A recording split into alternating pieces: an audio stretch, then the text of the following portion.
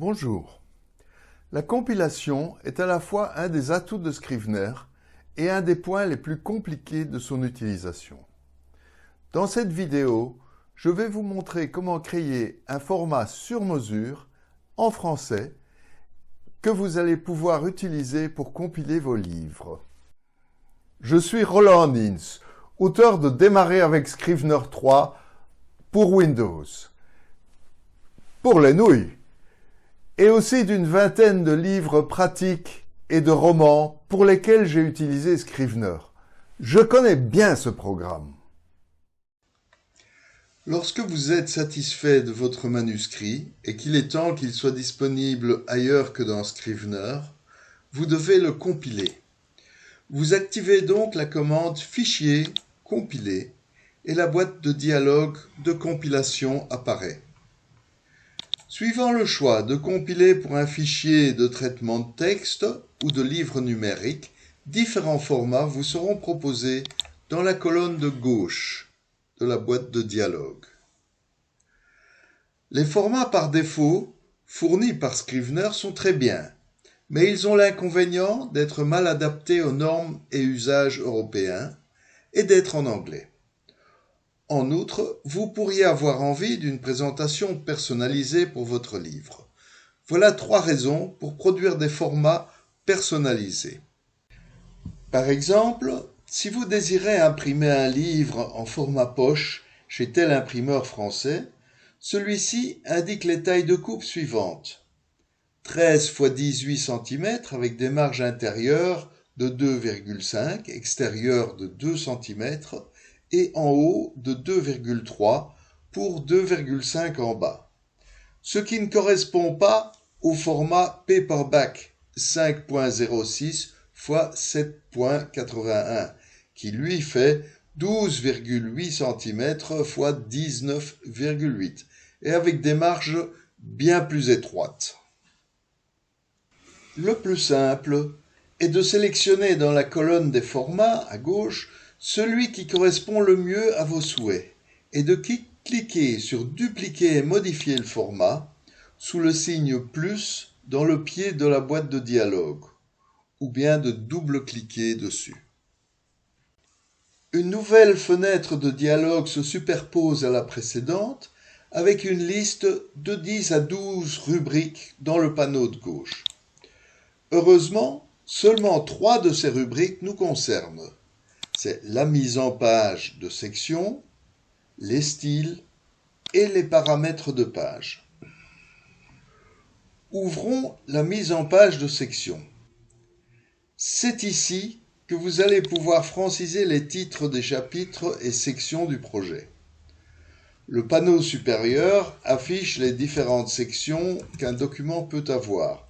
Vous pouvez en franciser les dénominations en double-cliquant dessus, mais cela n'a pas vraiment d'importance pour le résultat final. Par contre, le panneau du bas vous permet de traduire part en partie et chapter en chapitre et de modifier la taille et police de caractère de ces éléments. Sous l'onglet Mise en forme, vous ne pouvez rien éditer.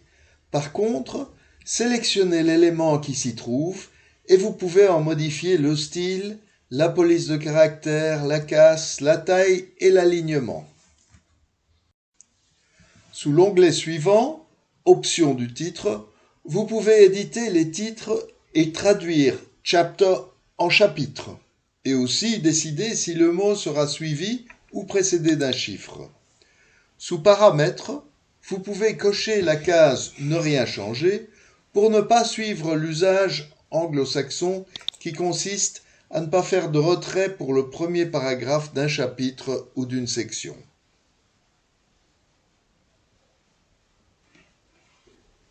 Sous Style, vous pouvez franciser tous les styles.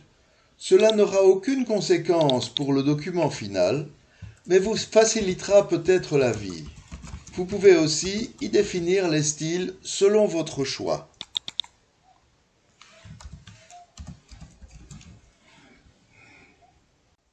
Nous en arrivons à Paramètres de la page. Là, vous allez pouvoir définir les détails des pages de votre livre en cliquant sur le bouton Page Setup.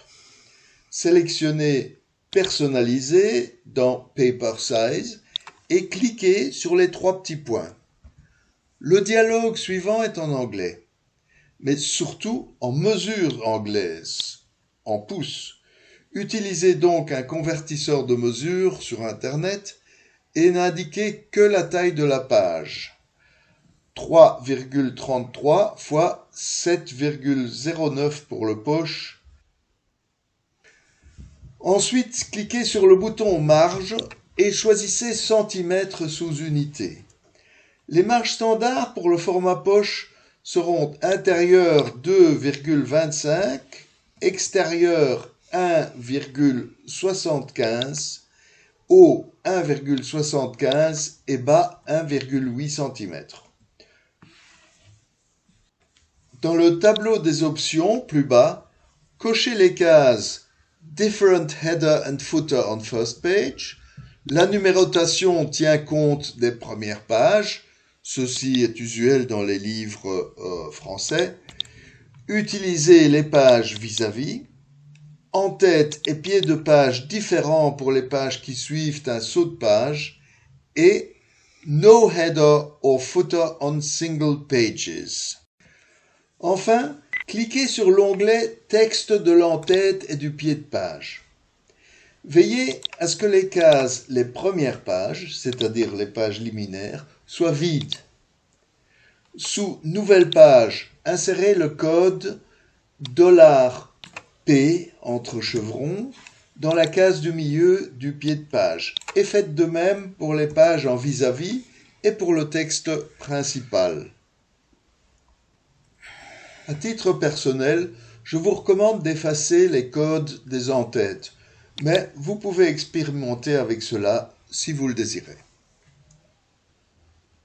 Si vous avez besoin d'un manuel en français pour prendre Scrivener en main, je vous recommande mon guide « Débuter avec Scrivener 3 pour Windows » pour les nouilles.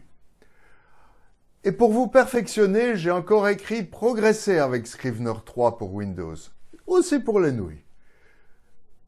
Je vous invite à vous abonner à ma chaîne YouTube, à laisser un message ici, surtout si vous avez une question, et à vous abonner à ma newsletter sur mon site www.celpilote.com.